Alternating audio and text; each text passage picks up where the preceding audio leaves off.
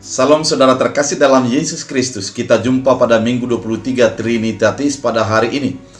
Dalam suasana sukacita kita akan mendengarkan firman Tuhan pada minggu ini yang akan menuntun, menyegarkan dan mengarahkan kehidupan kita untuk menjadi mengasihi bumi dan segala isinya, sebagaimana topik pada minggu ini. Oleh karena itu sebelumnya kita bersatu di dalam doa.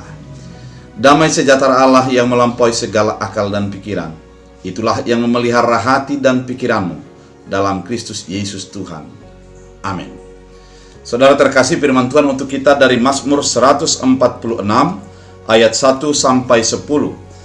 Demikian firman Tuhan. Hanya Allah satu-satunya penolong. Haleluya. Pujilah Tuhan hai jiwaku. Aku hendak memuliakan Tuhan selama aku hidup, dan bermazmur bagi Allahku selagi aku ada.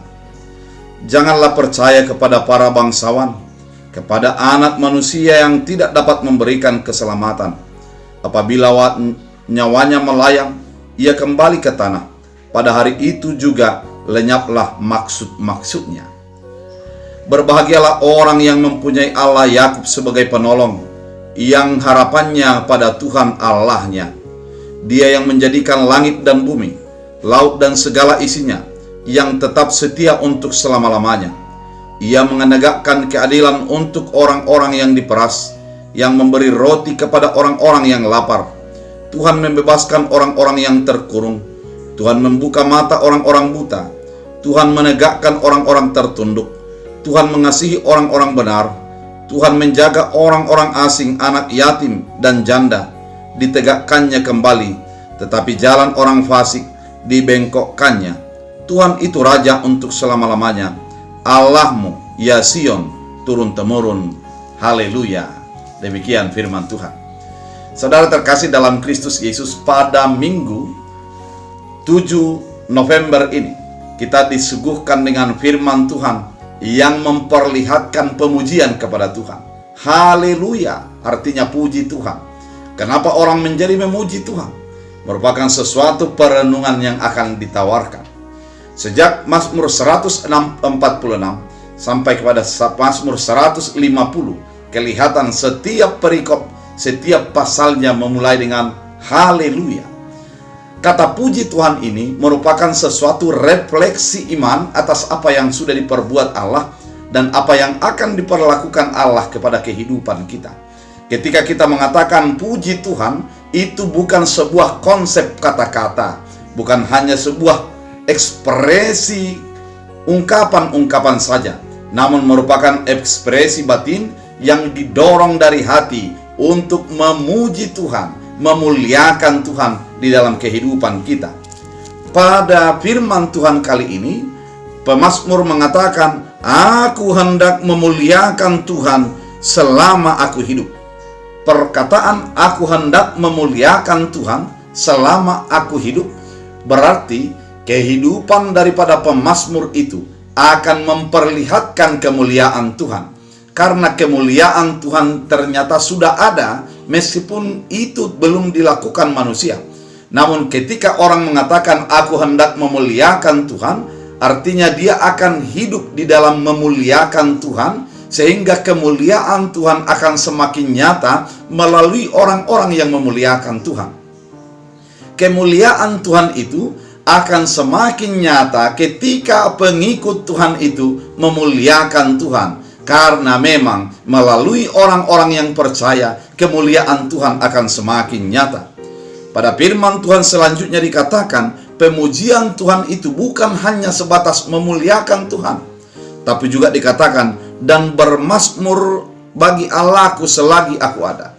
Artinya ada sebuah komitmen selagi masih hidup dalam dunia ini, selagi masih ada di dalam dunia ini, akan bermazmur bagi Tuhan. Bermazmur adalah melantunkan pujian, membuat nyanyian sorak-sorai bagi Tuhan. Oleh karena Tuhan itu begitu baik, maka dorongan mazmur itu akan menjadi semakin nyata bagi kehidupan kita.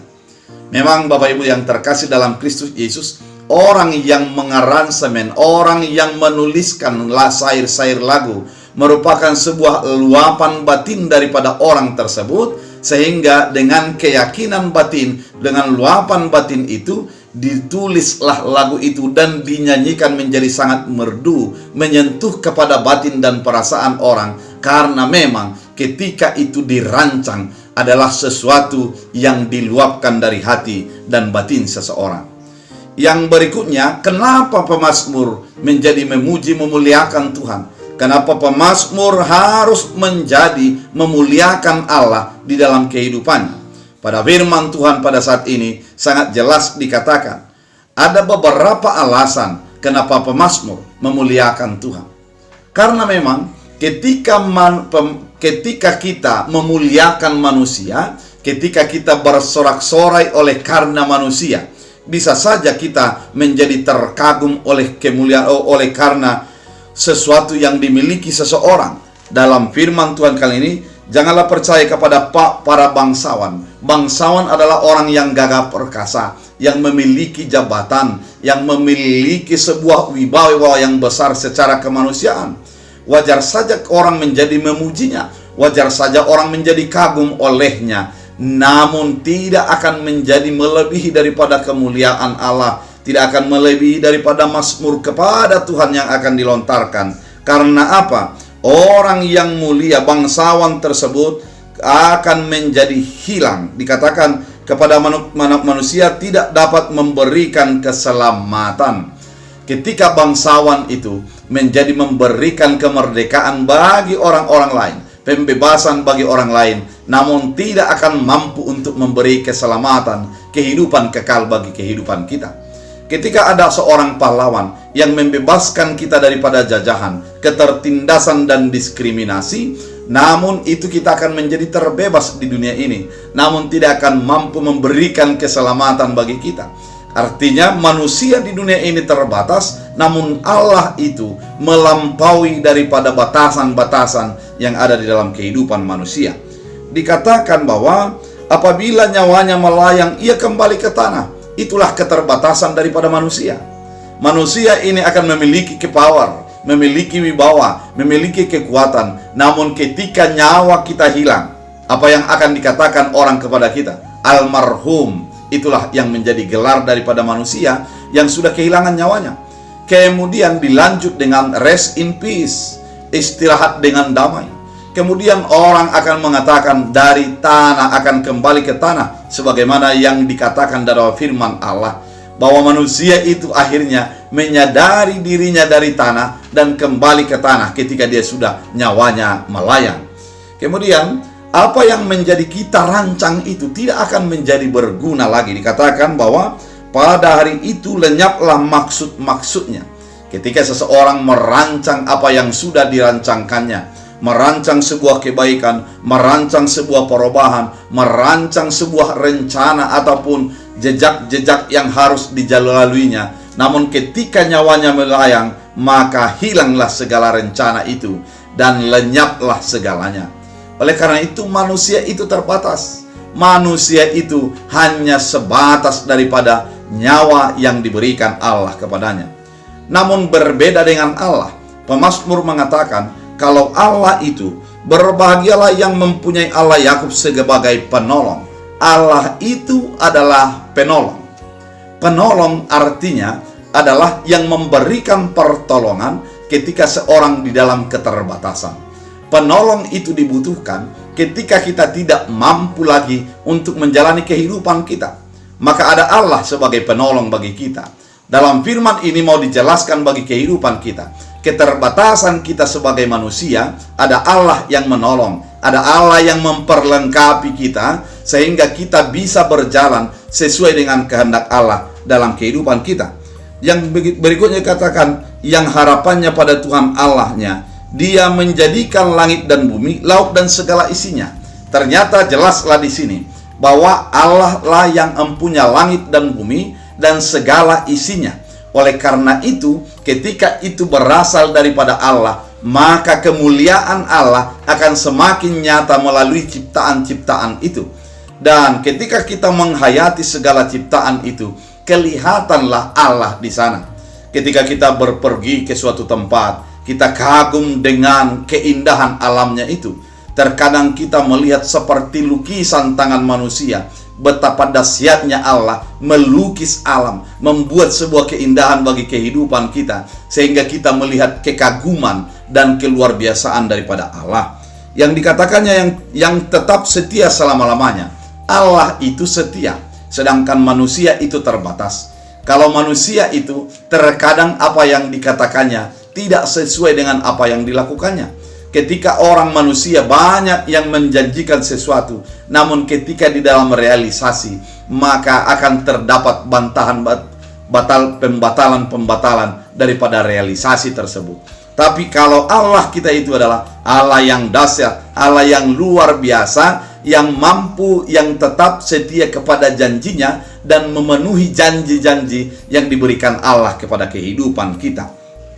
Dikatakan Allah itu kenapa harus menjadi dipuji? Kenapa harus menjadi dimuliakan? Kenapa harus dimasmurkan? Masmurkan adalah ayat 7, yang menegakkan keadilan untuk orang-orang yang diperas, yang memberi roti kepada orang-orang lapar. Ternyata Allah itu adalah penegak daripada keadilan. Ketika kita merasa bahwa kehidupan kita dalam diskriminasi, ketika kita merasa bahwa kehidupan kita itu terkadang adalah jauh daripada keadilan, maka ada Allah yang menjadi sumber keadilan. Kita tidak mampu untuk berontak atas ketidakadilan yang terjadi dalam kehidupan kita. Terkadang kita menjadi menjerit ketika ada sesuatu kejadian yang begitu berat menimpa kita. Namun ada sebuah keyakinan bagi kehidupan kita bahwa Allah itu adil. Dia tidak akan tutup mata terhadap penderitaan dan kesesakan yang kita hadapi. Allah itu adil, dan Allah pasti berpihak kepada kita yang tetap percaya kepadanya. Oleh karena itu, perasaan keadilan Allah ini mendorong kita untuk memuji Tuhan, mendorong kita untuk memuliakan Tuhan, memasyurkan namanya yang mulia tersebut. Kemudian dikatakan bahwa memberi roti kepada orang-orang lapar. Orang-orang lapar adalah orang-orang yang memiliki keterbatasan, orang-orang yang mendapat kelemahan. Namun Tuhan memberikan roti bagi mereka, memenuhi segala kebutuhan. Bapak Ibu yang terkasih dalam Kristus Yesus, sadarkah saudara bahwa Tuhan memenuhi kehidupanmu? Sadarkah saudara bahwa Tuhan itu memberikan yang engkau butuhkan pada setiap harinya? Karena memang pada firman Tuhan dan pada doa Bapa kami dikatakan, berikanlah kami makanan kami yang secukupnya pada hari ini.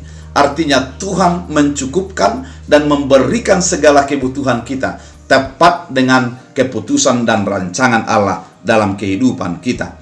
Pada firman Tuhan dikatakan juga bahwa Tuhan membuka mata orang-orang buta, Tuhan menegakkan orang-orang tertunduk, Tuhan mengasihi orang-orang benar.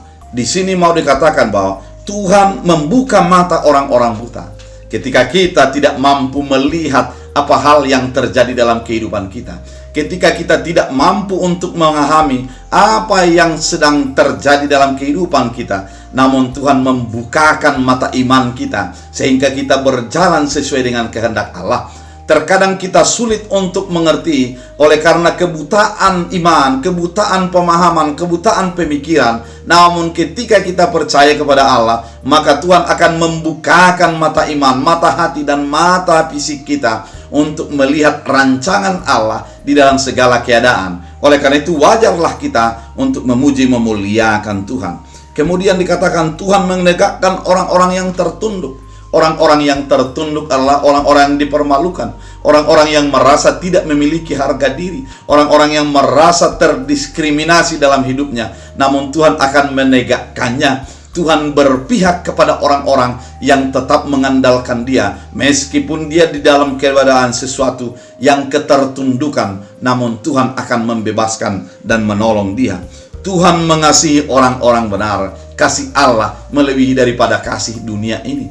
Ketika Allah mengasihi, maka Tuhan memberikan kasih-Nya dengan tanpa bayar, dengan anugerah yang sudah disediakannya. Oleh karena itu wajarlah kita sebagai yang buta, sebagai orang yang tertunduk, dan sebagai orang yang dikasihi Allah untuk bermazmur, memuliakan Tuhan di dalam kehidupan kita. Dalam firman Tuhan ayat 9 dikatakan, Tuhan menjaga orang-orang asing, anak yatim janda ditegakkannya kembali, tapi orang fasik dibengkokkannya. Orang asing adalah orang yang tidak ada memihak, orang yang terdiskriminasi, orang yang disingkirkan dan diabaikan orang lain.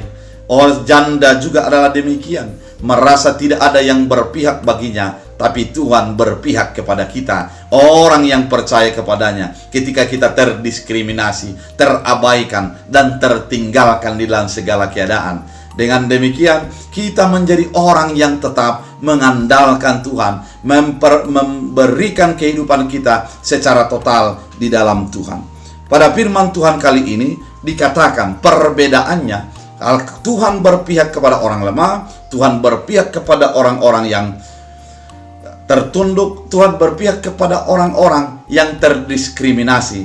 Namun Tuhan melawan orang-orang fasik. Orang fasik adalah orang yang mengerti firman Allah namun tidak melakukannya. Kita harus menjadi orang benar, orang yang mengetahui firman dan melakukan. Saudara terkasih dalam Kristus Yesus, ketika kita melakukan firman dan kemudian menghidupinya, maka kita adalah menjadi sebagai orang benar. Namun ketika kita sebagai orang yang mengerti firman, kemudian tidak melakukannya, kita menjadi orang fasik. Orang fasik akan ditinggalkan Allah. Orang fasik akan dibelokkan oleh Allah, dibengkokkannya, sehingga dia menjadi merasa malu oleh karena keberadaannya. Namun orang-orang benar, orang yang takut Allah akan Allah, yang bermazmur kepada Tuhan, yang memuliakan Tuhan dalam hidupnya, akan dituntun, diarahkan Tuhan sesuai dengan kepercayaan dan iman yang dimilikinya. Pada firman Tuhan kali ini, Tuhan itu Raja untuk selama-lamanya. Allahmu ya Sion turun-temurun. Haleluya.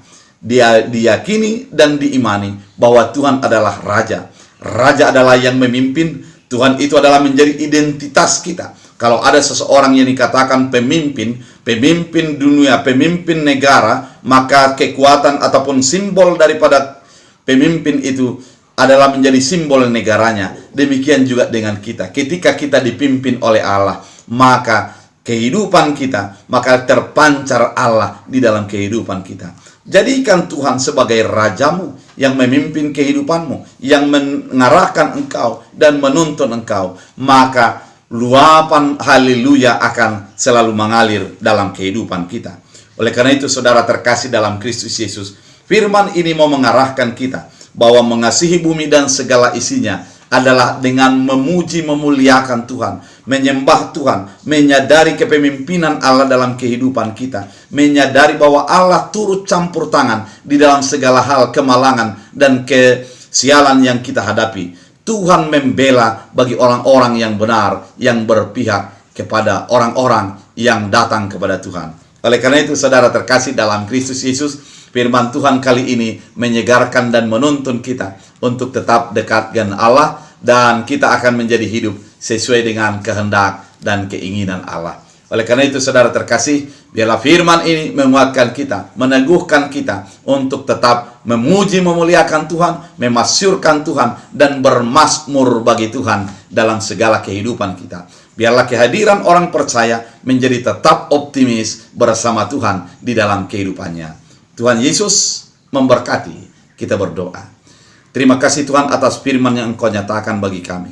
Biarlah firman ini membuat kami, mendorong kami untuk memuji, memuliakan Tuhan. Karena Tuhan dahsyat, Tuhan luar biasa, Tuhan membela orang-orang lemah, Tuhan hidup dalam keadilan, sehingga keadilan dan kebenaran Tuhan semakin nyata bagi kehidupan kami. Terima kasih Bapa, kami berdoa bagi setiap orang yang mendengarkan firman ini. Berkati mereka, pulihkan mereka, dan biarlah melimpah dengan syukur di dalam segala kehidupannya. Dalam Kristus Yesus Tuhan kami berdoa.